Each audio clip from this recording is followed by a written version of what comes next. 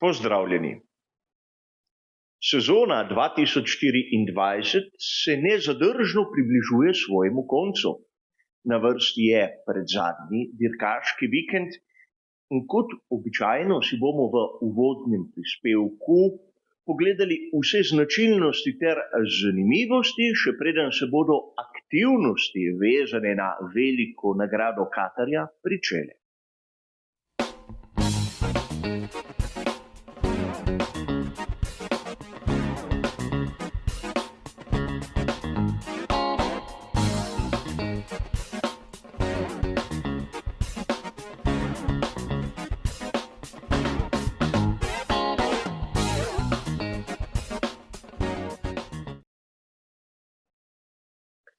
Kot običajno bo tudi tokratni uvodni prispevek razdeljen na 3 dobro znane dele. V prvem si bomo ogledali zanimivo dirko iz preteklosti. V drugem bomo našo pozornost usmerili k lastnostim proge v Lozaju. V tretjem, zadnjem delu, bomo pa še nekaj minut porabili za samo vremensko napoved.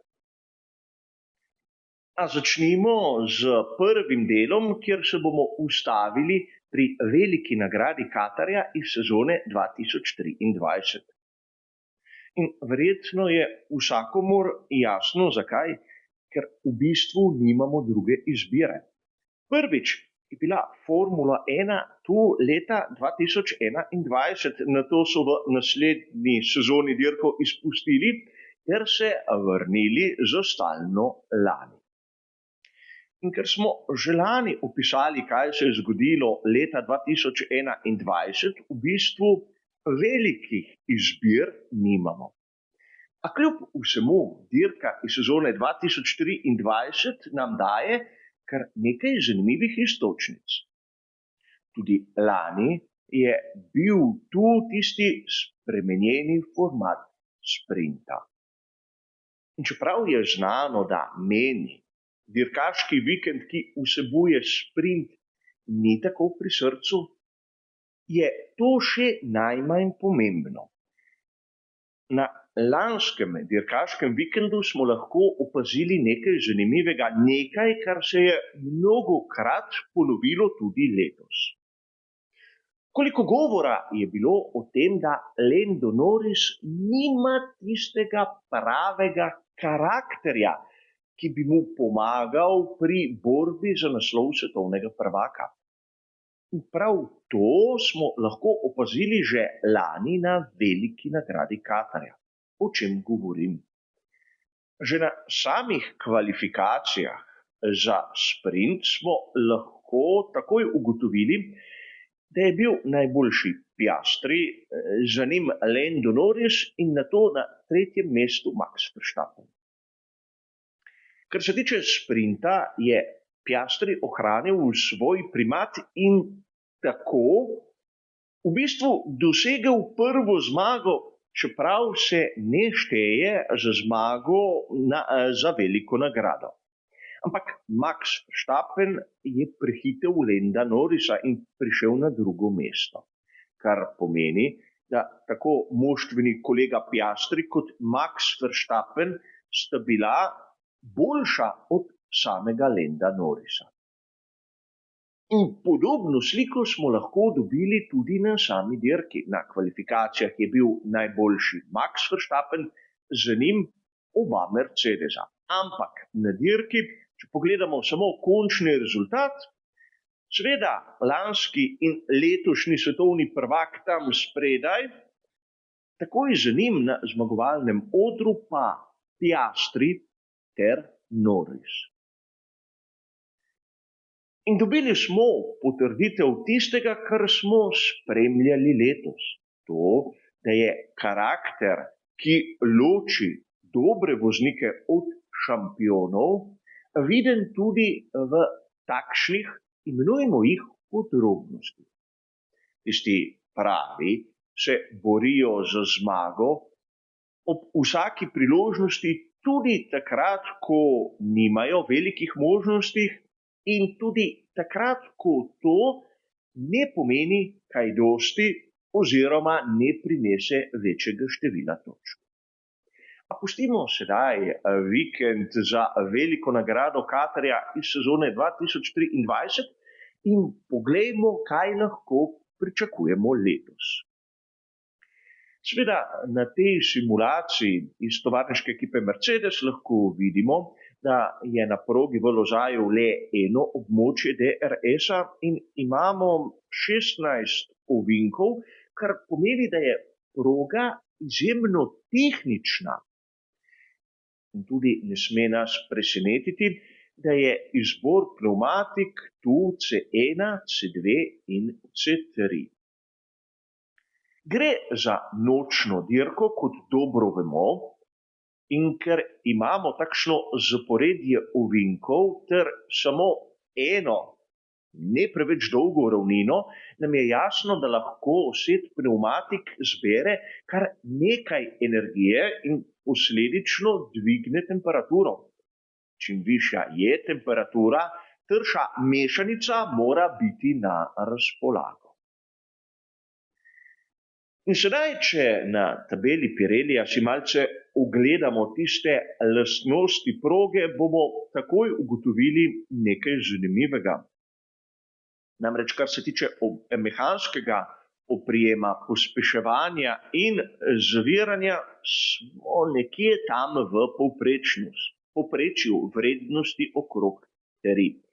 Sama abrazivnost asfalta je podpovprečna, torej 2, evolucija 4 in aerodinamični oprijem z isto vrednostjo, ampak kar je bolj zanimivega je, da je stres pnevmatik in bočna sila na najvišji možni vrednosti, torej vrednosti 5. In če primerjamo te lastnosti proge v Katarju z ostalimi, ki jih imamo na koledarju svetovnega prvenstva Formule 1, bomo takoj ugotovili, da so tu lastnosti proge izjemno podobne onim, ki jih vidimo na Japonskem. Torej, proga v Suzuki in proga v Lozaju imata toliko podobnosti, da bi lahko sklepali tudi, kdo bi lahko bil boljši ali slabši. A preden se bomo spustili na takšno razglabljanje, se bomo še ustavili na tistih vrednostih, ki jih pripisuje Pirelli, tako na previsnem kotu, kot tudi na tistem minimalnem tlaku. Previsni kot na prednji osi je 2,75 stopinje, medtem ko na zadnji 1,5 stopinje. Medtem ko se tiče tlaka, bomo takoj opazili, da je velika razlika med tistim na prednji in zadnji osi. Namreč 26 funtov na kvadratni palec na prednji osi in 22,5 funtov na kvadratni palec na zadnji. In če ta podatek primerjamo z lansko izvedbo, bomo takoj ugotovili, da so tako na prednji kot na zadnji osi tlak dvignili za cel funt na kvadratni palec. Lani na prednji osi je bil tlak določen na 25 funtov na kvadratni palec, na zadnji pa na 21,5 funtov. Torej, vidimo lahko, da pravzaprav pnevmatike, posebej na zadnji osi, bodo pod velikim pritiskom. In bolidi, ki se znajdejo na nizkih temperaturah oziroma ki imajo ob normalnih pogojih težave z pregrevanjem, bi lahko tu prišli do izraza.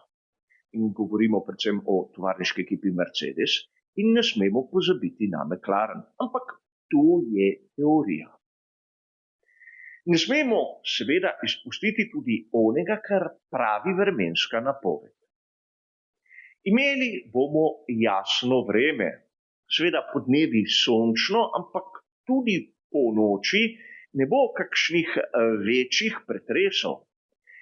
Temperatura v petek se bo gibala med 23 stopinjami in se bo nižala tja proti 17. Seveda govorimo tako, ker gre za nočno dirko in bo temperatura skozi aktivnosti padala. tako da naprimer na tistem edinem prostem treningu bo temperatura okrog 23 stopinj Celzija, medtem ko bodo kvalifikacije za sprint potekale ob zunanji temperaturi približno 19 stopinj. Ne smemo pozabiti, da zna biti tudi vetrovno ob takšnih padcih temperature med 15 in 20 km/h. Medtem ko v soboto seveda ne bo kaj bistveno drugače, vsaj kar se tiče temperatur, zopet med 23 in 15 stopinj Celzija, s tem, da bo sprint potekal ob temperaturi približno 22 stopinj Celzija, medtem ko kvalifikacije za veliko nagrado bodo nekako prišle na vrsto takrat, ko bo temperatura padla na 19 stopinj Celzija. Ampak v soboto bo veter imel hitrost okrog 20 km/h, čeprav je velika verjetnost, da bomo deležni celo sunkov tam okrog 45 km/h, kar zna biti težavno. Kaj pa v nedeljo? Temperature se bodo gibale med 24 in 15 stopinj Celzija in dirka se bo začela z temperaturo okrog 20 stopinj Celzija, ampak ta bo padala seveda in se približevala tisti 15-ici, ki smo jo omenili malce prej. Tudi veter bo še zmeraj prisoten, ampak tokrat, podobno kot v petek, se bodo hitrosti gibale med 15 in 20 km/h. Torej vidimo, da čeprav ni kakšnih večjih napovedi padavin, kar bi bilo v arabskem svetu čudno, bi tudi tu lahko dejali, da je vremenska napoved prvič bistvena, ampak tudi zelo kompleksna. A kaj se bo zgodilo, bomo bolj podrobno spoznali v nadaljnjih prispevkih.